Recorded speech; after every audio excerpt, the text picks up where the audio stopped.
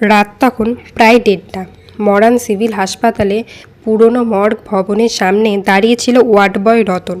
টানা বৃষ্টিতে হাসপাতালে করিডোর স্যাঁতস্যাঁতে গন্ধ, আর দূরে জেনারেটরে ভো ভো শব্দ ছাড়া চারপাশ একদম নিস্তব্ধ। সেদিন সন্ধ্যায় একটা অদ্ভুত ঘটনা ঘটেছিল।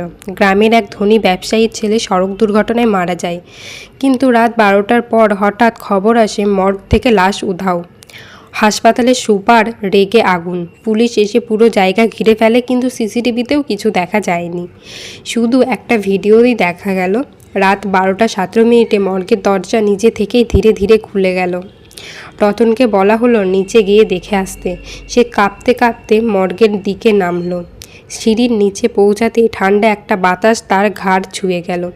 মনে হলো কেউ খুব কাছে দাঁড়িয়ে নিঃশ্বাস ফেলছে।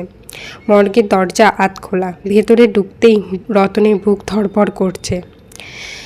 সব লাশ ঠিকঠাক আছে, শুধু সেই ছেলেটার বডি নেই। হঠাৎ পেছন থেকে ঠক ঠক ঠক ঠক করে শব্দ। রতন ঘুরে তাকালো।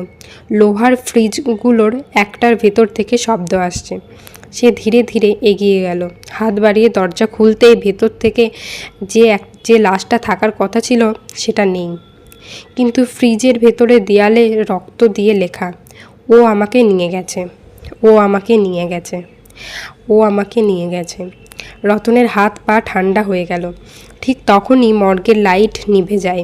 অন্ধকারের মধ্যে সে শুনতে পেল কেউ মৃদু হাসছে।